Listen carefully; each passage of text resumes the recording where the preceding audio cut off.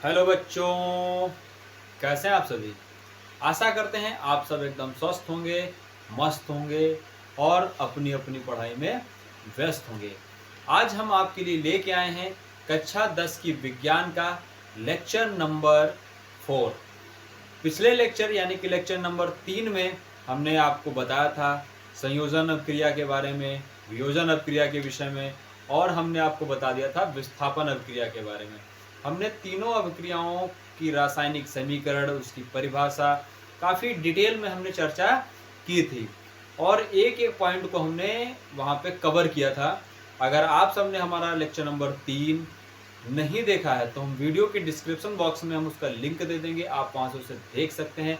अगर आप हमारे चैनल पर नए हैं तो आप हमारे चैनल को सब्सक्राइब कीजिए ताकि हम जो भी वीडियो अपलोड करें उसका नोटिफिकेशन सबसे पहले आप तक पहुंचे।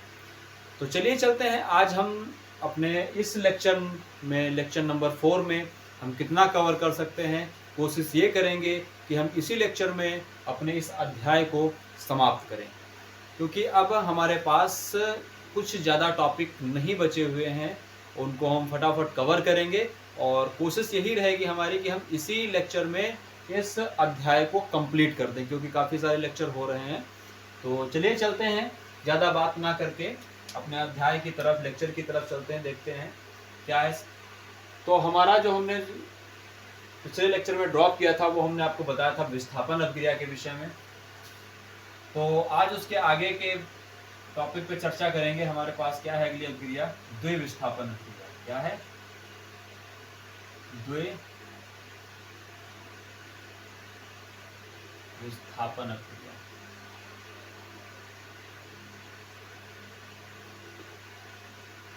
आज हमें क्या पढ़ना है? द्विविस्थापन अभिक्रिया के विषय में पढ़ना है, ठीक है। काफी अच्छी, बहुत ही प्यारी अभिक्रिया है ये, बिल्कुल मक्खन। इसमें होता क्या है, इस अभिक्रिया में होता क्या है, यानी कि इसमें दो अलग अलग फैमिली है। देखिए, जैसे कि हमारे पास एक ए बी हो गया और दूसरा हमारे पास क्या हो गया? सी और डी। क्या हो गया? सी और डी। दो हमारे पास ये अलग अलग फैमिली है, ठीक है, यानी कि अलग अलग लोग हैं। तो इसमें होता क्या है कि ये जो दोनों फैमिली हैं, ठीक है, ये दोनों फैमिली एक दूसरे के घर से एक्सचेंज कर लेते हैं। क्या कर लेते हैं? एक्सचेंज कर लेते हैं। जैसे कि आपके घर में पड़ोस में है, ठीक, आपके कोई पड़ोसी होंगे, तो आपके घर में जब चीनी खत्म हो गई तो उनके घर से मांग लिया, उन्होंने आपके घर से दूध मांग लिया, तो दोनों का हिसाब क्या हो जाता है? बराबर हो जाता है, यानी कि चीजों का क्या हो गया? आदान प्रदान हुआ। क्या हुआ? तुमने उनको चीनी दे दी, उन्होंने तुमको दूध दे दिया, तो दोनों का काम हो गया ना। तो यहाँ पर क्या हुआ? विस्थापन, सॉरी, क्या हो गया? द्विविस्थापन अभिक्रिया। यानी कि जहां पर हमारे पास चीजों का आदान प्रदान हो, जहां पर चीजों का क्या हो? आदान प्रदान हो, वहां पर हमारे पास क्या कहलाएगा? द्विविस्थापन अभिक्रिया कहलाएगा। तो यहाँ पर ये क्या बना लेगा? सी बी और ए डी। क्या बनाया? सी बी और ए डी बना लिया। तो यहाँ पर हुआ क्या? सी किसके साथ चला गया? बी के साथ, और ए किसके साथ आ गया? डी के साथ। इसने इसको दूध दे दिया, उसने उसको चीनी दे दी, तो दोनों का काम हो गया। तो इसी प्रकार हमारे पास एनसीईआरटी ने एग्जांपल दे रखा है। क्या दिया है?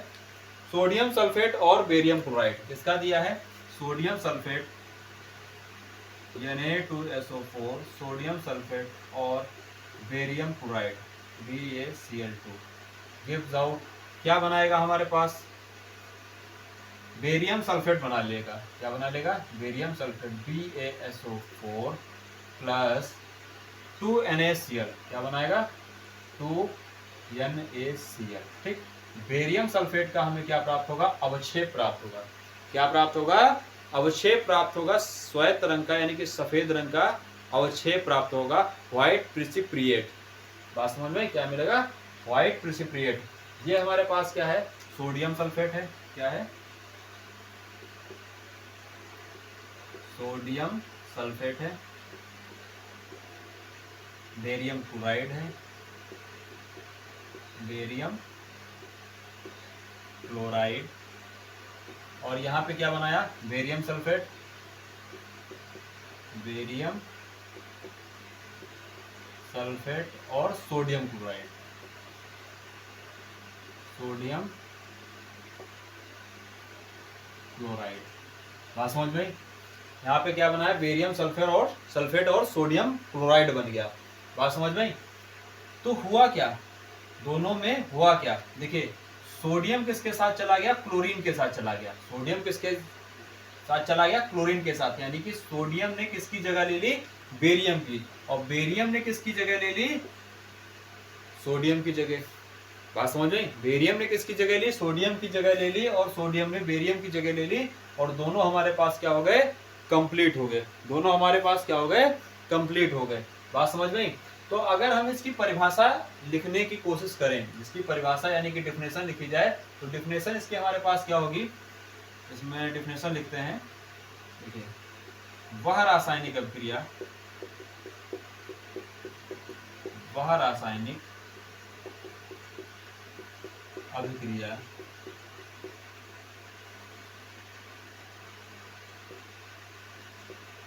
जिसमें आयनों का आदान प्रदान होता है,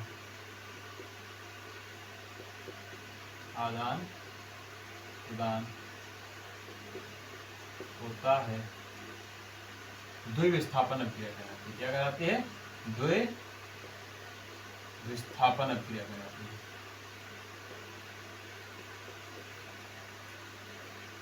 अभिक्रिया कहलाती है वह रासायनिक अभिक्रिया जिसमें आयनों का आदान प्रदान होता है, वो हमारे पास क्या कहलाएगी, द्विविस्थापन अभिक्रिया। बात समझ में? अब ये बना कैसे होगा, ये यहाँ पर समझने वाली बात है। यहाँ पर ये समझने वाली बात है कि क्या कह रहा है, वह रासायनिक अभिक्रिया जिसमें आयनों का आदान प्रदान होता है।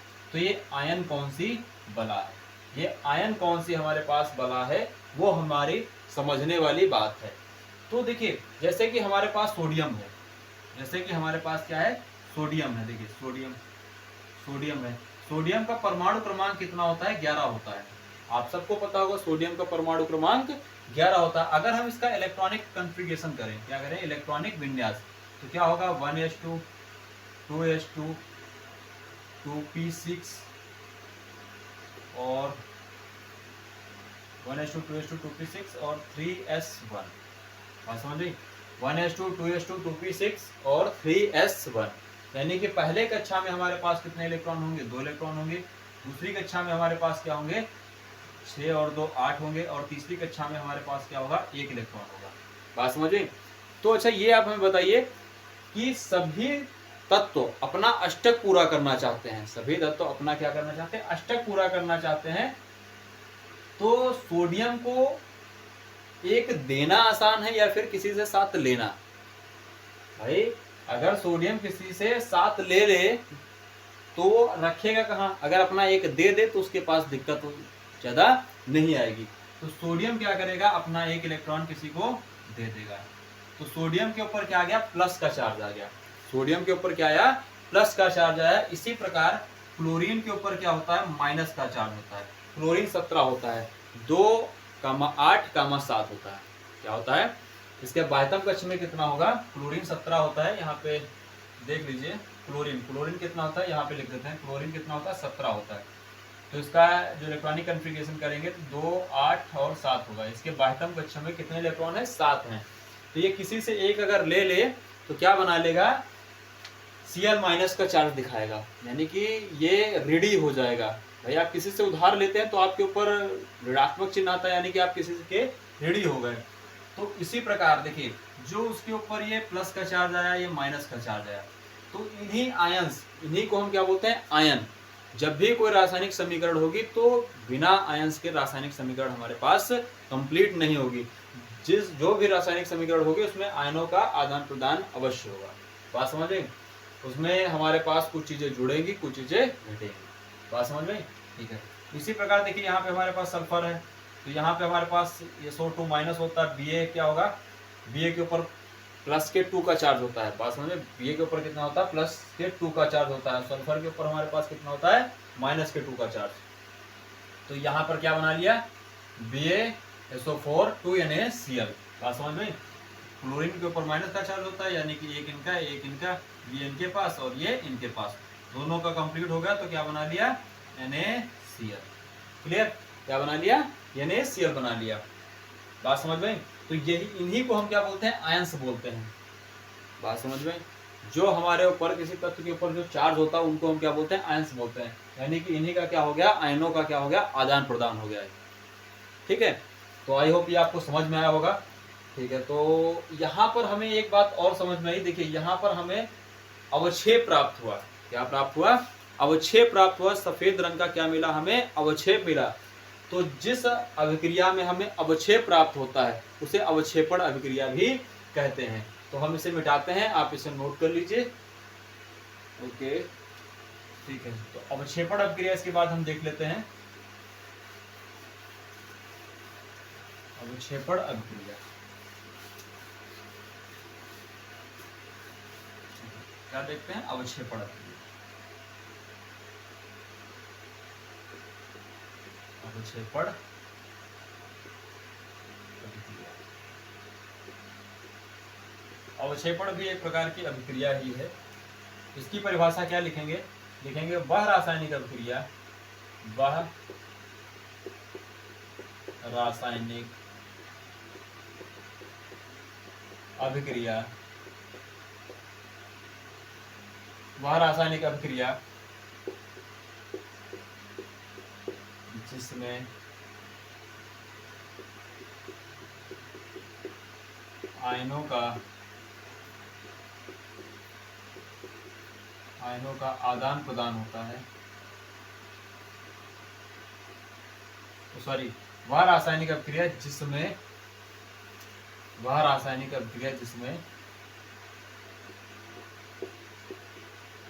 अवक्षेप का निर्माण होता है क्या कहलाती है, अवक्षेपण अभिक्रिया कहलाएगी। क्या कहलाएगी, अवक्षेपण अभिक्रिया, अवक्षेपण अभिक्रिया कहलाती है।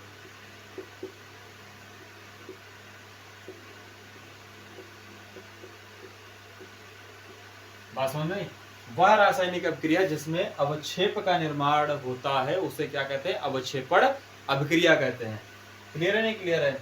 तो इसके लिए एग्जांपल हम कौन सा लिख सकते हैं, जो हमने लिखा था किसमें, द्विविस्थापन अभिक्रिया में लिखा था, वहां पर हमारे पास अवक्षेप का निर्माण हुआ था। वही एग्जांपल हम इसमें भी क्या कर सकते हैं, नोट कर सकते हैं। ठीक है, तो ये हमारे पास क्या हो गया, अवक्षेपण अभिक्रिया हो गया। ठीक है, तो आप इसे नोट कर लीजिए फटाफट, फिर हम अगला जो हमारे पास अगली अभिक्रियाएं हैं उनके विषय में हम चर्चा करते हैं एक एक करके। तो आप इसे नोट करिए, फिर आगे बढ़ते हैं।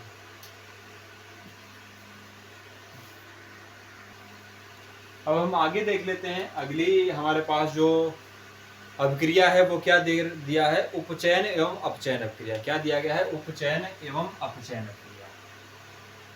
उपचयन एवं अपचयन, ये दो अभिक्रिया हमें पढ़ना है। इससे मिलती जुलती हमारे पास एक और होगी, रेडॉक्स अभिक्रिया। क्या होगी, रेडॉक्स अभिक्रिया, रेडॉक्स अभिक्रिया। इन दोनों को मिला करके हम एक अभिक्रिया का और निर्माण करेंगे जिसे हम क्या कहेंगे, रेडॉक्स रिएक्शन बोलेंगे। ठीक है, सबसे पहले हमें क्या पढ़ना है, उपचयन अभिक्रिया। क्या पढ़ लेंगे हम, उपचयन अभिक्रिया। हेडिंग लगाएंगे क्या, उपचयन। उपचयन, उपचयन को इंग्लिश में हम क्या बोलते हैं, ऑक्सीडेशन। क्या बोलते हैं, ऑक्सीडेशन। इंग्लिश में क्या कहते हैं, ऑक्सीडेशन।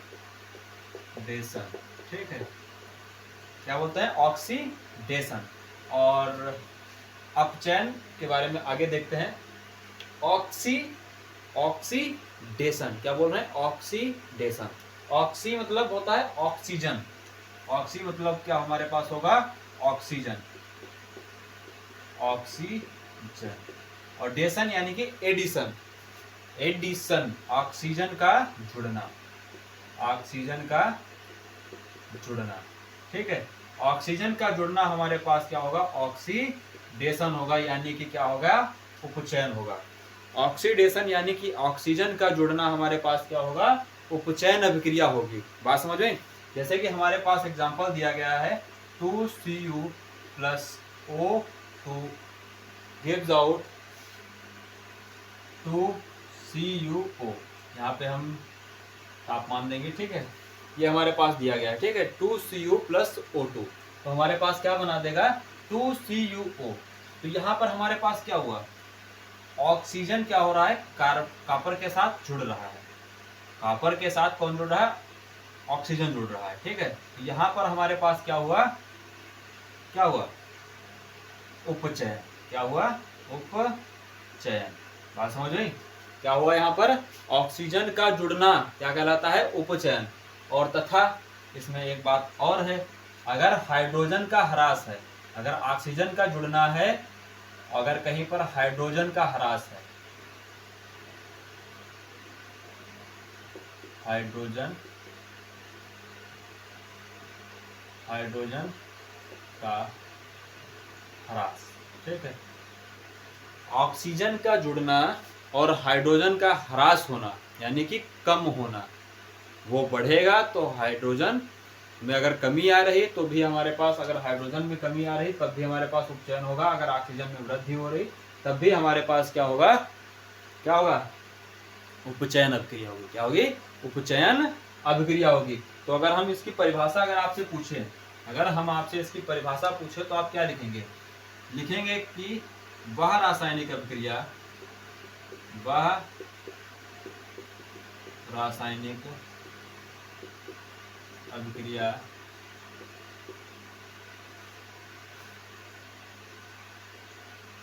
वह रासायनिक अभिक्रिया जिसमें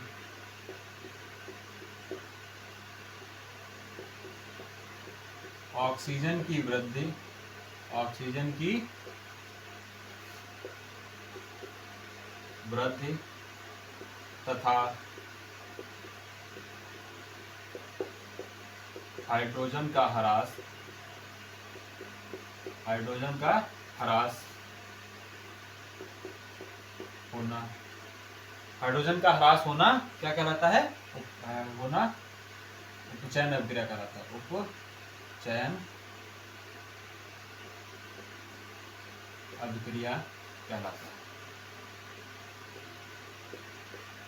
उपचयन अभिक्रिया कहलाता है, ठीक है। वह रासायनिक अभिक्रिया जिसमें ऑक्सीजन की वृद्धि तथा हाइड्रोजन का ह्रास होगा वो हमारे पास क्या कहलाएगा, उपचयन अभिक्रिया कहलाएगा, बात समझ में। वह रासायनिक अभिक्रिया जिसमें ऑक्सीजन की वृद्धि तथा हाइड्रोजन का ह्रास होना ही क्या होगा, उपचयन अभिक्रिया होगी, क्या होगी, उपचयन अभिक्रिया हमारे पास होगी। इसमें ऑक्सीडेशन, ऑक्सीडेशन, ऑक्सीडेशन याद रखना, ऑक्सीडेशन से यानी कि ऑक्सीजन का जुड़ना तो हाइड्रोजन का ह्रास होना होगा, बात समझ में आई, ठीक है। तो आप इसे नोट करिए, फिर हम अगला देखते हैं अपचयन अभिक्रिया, नोट कर लिया, ओके।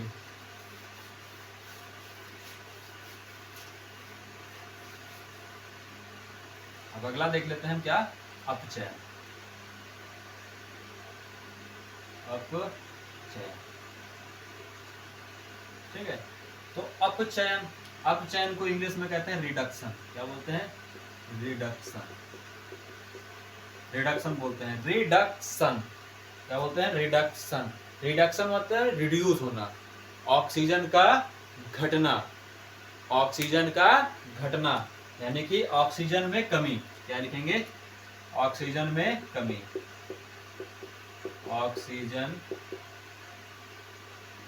में कमी, क्या होगा, अपचयन में क्या होगा हमारे पास, ऑक्सीजन में क्या होगी, कमी होगी, और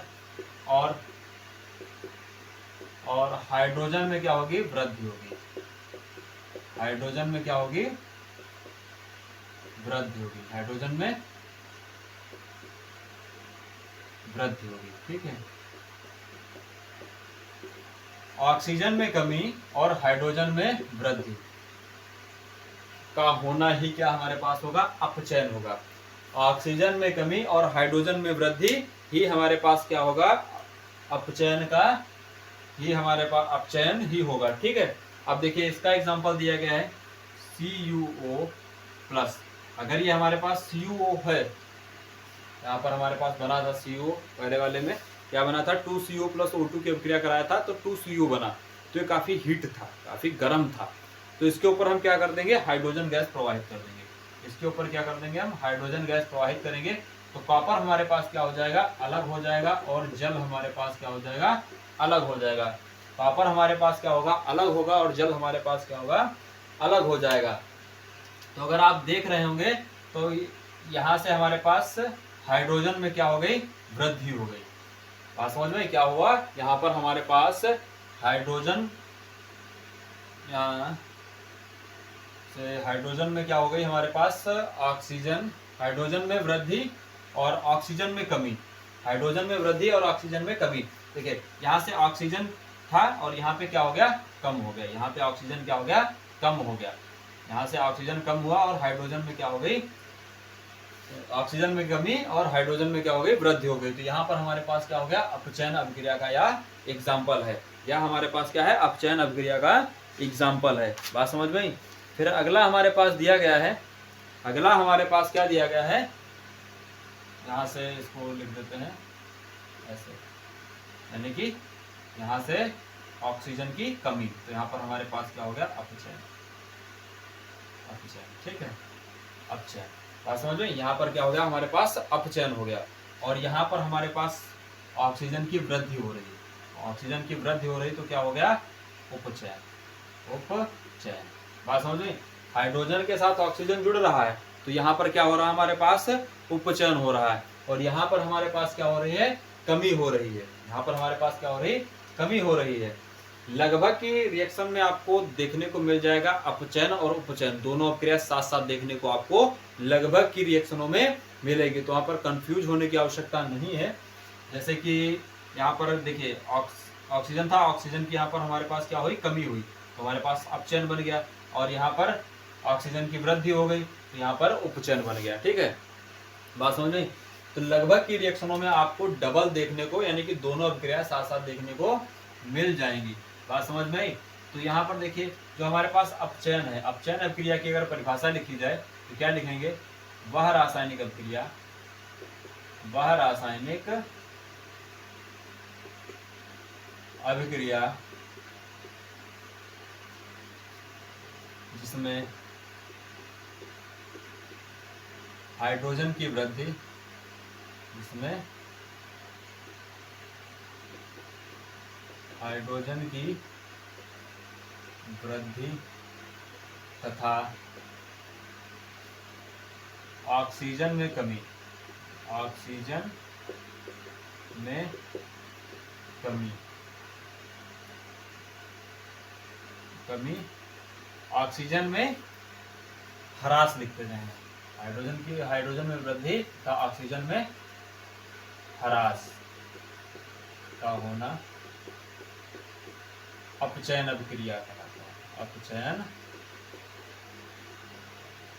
अभिक्रिया कहलाता है। ठीक है, कहलाता है। ठीक है, वह रासायनिक अभिक्रिया जिसमें हाइड्रोजन में वृद्धि तथा ऑक्सीजन में ह्रास, ऑक्सीजन का ह्रास, ऑक्सीजन का ह्रास, ऑक्सीजन का, ऑक्सीजन का ह्रास होना, ऑक्सीजन का ह्रास होना अपचयन अभिक्रिया कहलाता है। बात समझ रहे, क्लियर है नहीं क्लियर है। ठीक है, तो ये हमारे पास क्या हो गया, अपचयन अभिक्रिया के लिए हो गया। लेकिन यहाँ पर अगर हमने देखा क्या दोनों अभिक्रियाएं साथ साथ हो रही हैं, दोनों अभिक्रियाएं साथ साथ हो रही हैं, तो हम इस अभिक्रिया को क्या बोल देंगे, रेडॉक्स रिएक्शन। क्या बोल देंगे, रेडॉक्स अभिक्रिया, रेडॉक्स अभिक्रिया, रेडॉक्स अभिक्रिया। ठीक है, तो रेडॉक्स अभिक्रिया की अगर परिभाषा अगर आपसे कोई पूछ ले तो बहुत ही आसान परिभाषा है। क्या लिखेंगे, वह रासायनिक अभिक्रिया, वह रासायनिक अभिक्रिया, वह रासायनिक अभिक्रिया जिसमें,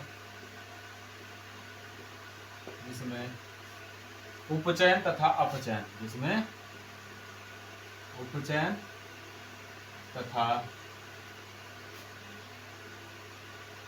अपचयन दोनों अभिक्रियाएं, दोनों अभिक्रियाएं साथ साथ होती हैं, दोनों अभिक्रियाएं साथ साथ होती है। रेडॉक्स रिएक्शन कहलाती है। क्या कहलाते हैं? रेडॉक्स अभिक्रिया कहलाती है। रेडॉक्स अभिक्रिया कहलाती है।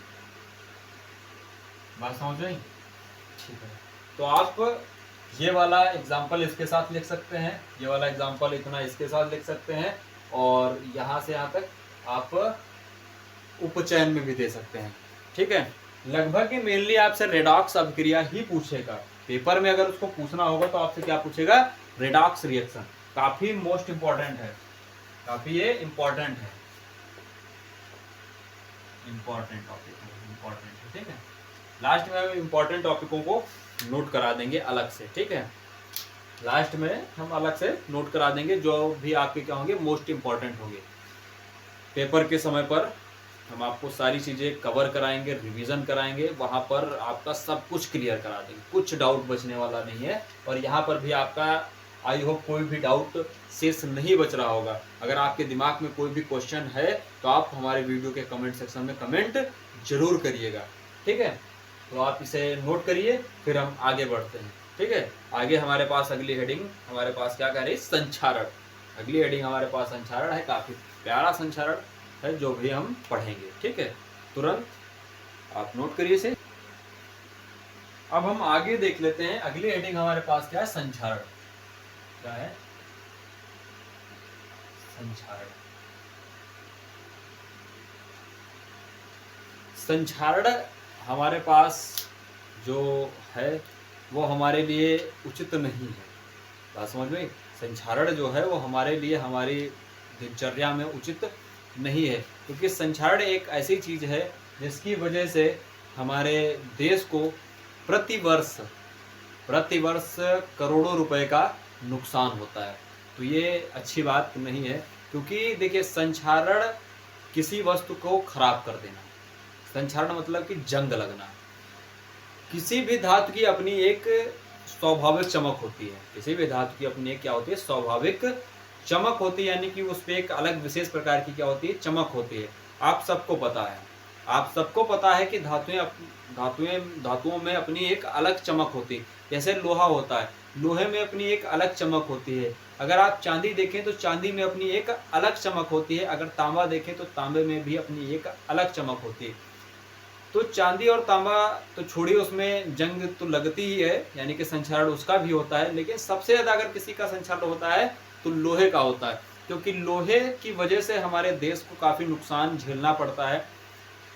क्योंकि रेल की पटरियाँ, पुल, कार के ढांचे और बहुत सी चीज़ें हम लोहे की ही बनाते हैं। रेलिंग्स वगैरह, पुलों के निर्माण में हम लोहे का उपयोग करते हैं। तो उस धातु का धीरे धीरे क्या होने लगता है? क्षय होने लगता है। अगर आप लोहे का तसला अगर बरसात के दिनों में बाहर रख दें तो आपका लोहे का तसला खराब हो जाता है, तो उसको भी आप छाया में रखते हैं। तो जो चीज़ परमानेंट पानी के अंदर पड़ी रहती है, जो पुलों के नीचे देखिए आप इंगल वगैरह सब लगाया जाता है, नमी में पड़ी रहती है, तो धीरे धीरे क्या होने लगती है? संक्षारित होने लगती है। क्या होने लगती है? संक्षारित होने लगती है। उसी को हम क्या बोलते हैं? संक्षारण बोलते हैं। उस पर जंग लगने लगती है। तो जंग यानी कि संक्षारण की अगर आप परिभाषा देखें तो यहाँ पे लिखेंगे आर्द्र वायुमंडल, यानी कि आर्द्र वायुमंडल या फिर नमी की उपस्थिति में, आर्द्र वायुमंडल की नमी, देखिए लिखते हैं आर्द्र वायुमंडल, आर्द्र वायुमंडल में नमी की उपस्थिति में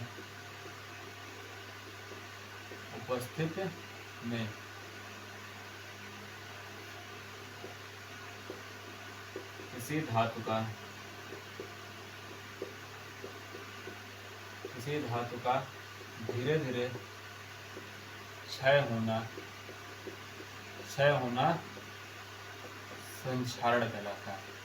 क्षय होना क्या कहलाता है? संक्षारण कहलाता है। संक्षारण कहलाता है। ठीक है, और बहुत सी वस्तुओं पे हमारे जंग लगती है, जैसे कि लोहे पर जंग लगती है। किस पे लगती है? लोहे पर जंग लगती है। ठीक है, भूरे रंग की। चांदी पर जंग लगती है। चांदी भी संक्षारित होती है। आपके घरों में मम्मी लोग चांदी की पायल वगैरह पहनती हैं, बहन लोग चांदी की पायल पहनती हैं, ठीक है। तो अगर वो काफ़ी समय तक पायल को पहनती हैं तो आपने अगर नोटिस किया होगा तो उस पायल पर वो पहले तो बड़ी चमक रही थी, लेकिन समय गुजरने के बाद धीरे धीरे वो क्या होने लगती है, काली होने लगती है। तो चांदी के ऊपर काली परत चढ़ती है, बात समझ में? चांदी के ऊपर काली परत चढ़ जाती है, उसे भी हम संछाड़ बोलते हैं, ठीक है। कैसी परत चढ़ती है? काली परत चढ़ती है, काली परत चढ़ती है, ठीक है। और तांबे के ऊपर अगर आपने नोटिस किया होगा, अगर आपके घरों में तांबे के लोटे से पूजा की जाती है तो उसमें पानी वगैरह रखा जाता है, तो आप अगर काफ़ी दिन लोटे को साफ ना किया जाए तो उस पर धीरे धीरे क्या होने लगता है, हरी हरी परत चढ़ने लगती है। क्या होने लगती है? हरी परत चढ़ने लगती है। तो वो भी हमारे पास क्या है, संचारण। तो तांबे के ऊपर कैसी परत चढ़ती है? हरी परत। कैसी होती है? हरी। लोहे के ऊपर भूरे रंग की परत चढ़ जाती है, चांदी के ऊपर काले रंग की, और तांबे के ऊपर हरे रंग की परत चढ़ती है। और संक्षारण के विषय में हम अध्याय 3 में डिटेल में पढ़ेंगे। वहाँ पर हम डिटेल में इसकी चर्चा करेंगे। यहाँ पर इसमें छोटा सा टॉपिक दिया था, हमने यहाँ पे आपको बता दिया संक्षारण की परिभाषा लिख दी है, और लोहे पर जो जंग लगती है उसके बारे में हमने बता दिया, चांदी पर और तांबे पर जो जंग लगती है उसके बारे में बता दिया। और अध्याय 3 में हम आपको बताएंगे कि इसके उपाय क्या हैं। अध्याय 3 तक आप इंतजार कीजिए, वहाँ पर ये इंतजार की घड़ियाँ आपकी खत्म करेंगे कि इसका हम उपाय कैसे कर सकते हैं, कैसे हम बचा सकते हैं वस्तुओं को, ठीक है।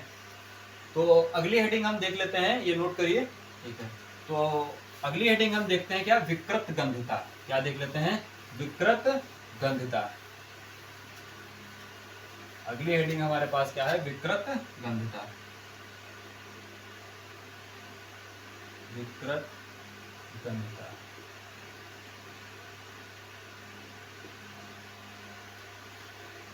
संक्षारण से ज्यादा खतरनाक है विकृत गंधिता। अगर जैसे कि आपके घरों में अभी कुछ समय पहले होली गुजरी है, निकल चुकी है, होली गई थी मार्च में, तो होली में आपके घर में चिप्स पापड़ बने होंगे, किसी किसी के घर में अभी भी रखे होंगे, मम्मी लोग चुरा के रख लेते हैं कि बाद में भूंजेंगे, ठीक है, तो बाद में भूंजेंगे तब खिलाएंगे। तो होता क्या है, जब आपने अगर नोटिस किया होगा, चिप्स पापड़ भूनने के बाद कुछ समय के बाद धीरे धीरे पापड़ों में नमी आ जाती है। पापड़ों में क्या आ जाती है? नमी आ जाती है, वो बेकार होने लगते, उसकी मतलब स्मेल बदल जाती है। उन पापड़ों की क्या होती है? स्मेल बदल जाती है। तो जो हमारे पास खाद्य पदार्थ हैं, खाने वाले जो पदार्थ हैं, उनमें अगर लंबे समय तक उनको रखा जाए, अगर वायु के संपर्क में हैं, तो उनके स्वाद में क्या हो जाएगा? बदलाव हो जाएगा। उनके स्वाद में क्या हो जाएगा? बदलाव हो जाएगा, और वहां पर क्या हो जाएगी? विकृत गंधिता हो जाएगी। बात समझ में? जो हमारे खाद्य पदार्थ हैं वो ऑक्सीजन की उपस्थिति में अभिक्रिया करके क्या हो जाते हैं? वो उपचयित हो जाते हैं। बात समझ में? विकृत गंधी हो जाते हैं। किसमें? जो हमारे पास खाद्य पदार्थ हैं, देखिए यहाँ पे लिखते हैं, खाद्य पदार्थों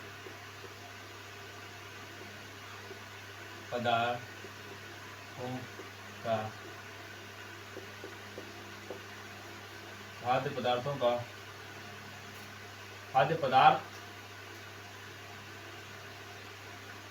खाद्य पदार्थ ऑक्सीजन की उपस्थिति में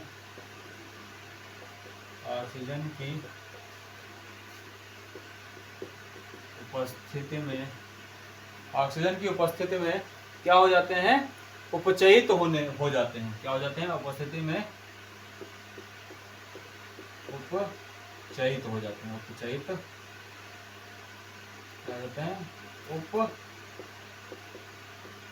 उपचयित हो जाते हैं। और इसे ही क्या कहते हैं? और इसका स्वाद बदल जाता है। और खाद्य पदार्थों का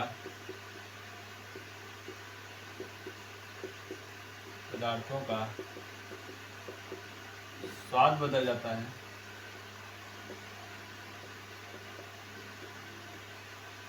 इसे ही विकृत गंधी कहते हैं।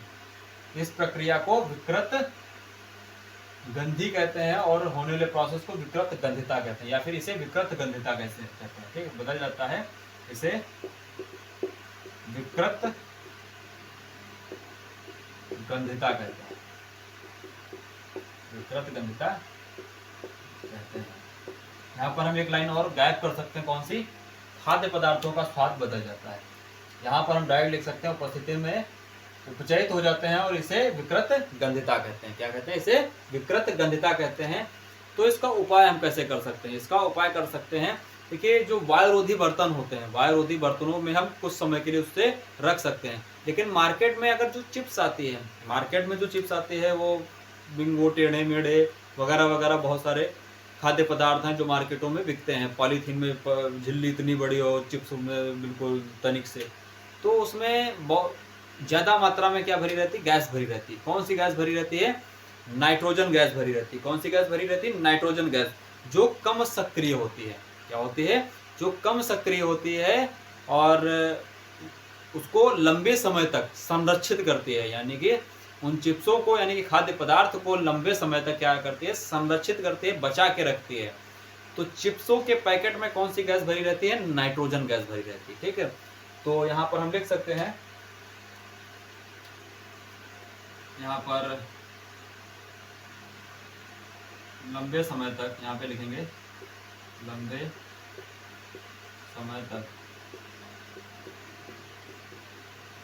खाद्य पदार्थ जैसे मार्केट में मिलने वाली चिप्स, क्या लिखें? खाद्य पदार्थ जैसे मार्केट में मिलने वाली चिप्स के पैकेटों में नाइट्रोजन गैस भर दी जाती है। ऑक्सीजन हटा करके नाइट्रोजन गैस भर दी जाती है। यहाँ पर एक पॉइंट और नोट कर लीजिए, ऑक्सीजन हटा करके, यहाँ पे लिखेंगे ऑक्सीजन हटा करके, यहाँ पे ऐसे पॉइंट बढ़ा लीजिए, ऑक्सीजन को हटा के, ऑक्सीजन को हटा करके नाइट्रोजन गैस भर दी जाती है, ताकि वो नाइट्रोजन गैस जो होती है वो कम सक्रिय होती है, वो कम सक्रिय होती है, कम सक्रिय उसमें मिला दिया जाएगा तो लंबे समय तक हमारे पास खाने योग्य रहेगी और उसकी स्मेल भी खराब नहीं होगी। अन्यथा क्या होगा, वो कुछ दिन रखेंगे, कुछ दिन बाद उसमें फफूंद लग जाएगी, अजीब अजीब स्मेल आने लगेगी और आप उसे खा नहीं पाएंगे। बात समझ में आई? अगर आपको कोई डाउट हो तो आप हमारे वीडियो के कमेंट सेक्शन में कमेंट करिएगा, हम आपको बताएंगे, आपके प्रत्येक डाउट का हम सलूशन आपको पहुंचाएंगे आपके तक। ठीक है, उसमें आप टेंशन मत लीजिए, सिर्फ आपको क्या करना है, कमेंट सेक्शन में कमेंट करना है। और जल्द ही आपको हमारे चैनल पर कक्षा 11 और 12 की मैथ के वीडियो अपलोड होने लगेंगे जल्द से जल्द, और जो अध्यापक आपको पढ़ाएंगे कक्षा 11 और 12 की मैथ, उनसे हम आपको जल्द ही मिलवाएंगे। ठीक है, आई थिंक कोशिश करेंगे कि मंडे से वो सर आपको वीडियो अवेलेबल करा सकें। ठीक है, तो आप इंतज़ार करिए, मंडे तक वो सर आपको ज़रूर पढ़ाएंगे। ठीक है, मैथमेटिक्स कक्षा 11 और 12 की। तो आज के लिए इस वीडियो में हम इतना ही रखते हैं, क्योंकि आज का जो अध्याय है, यानी कि पहला अध्याय रासायनिक अभिक्रिया एवं समीकरण, यहाँ पर हम समाप्त कर चुके हैं। अब हम अगले अध्याय में आपसे मिलेंगे, अम्ल, क्षार एवं लवण। बेहतर तरीके से नया अध्याय है, नए जोश के साथ, एक नई उमंग के साथ हम नए अध्याय में आपसे फिर से मिलेंगे। तब तक के लिए जय हिंद, tata, bye bye, good night.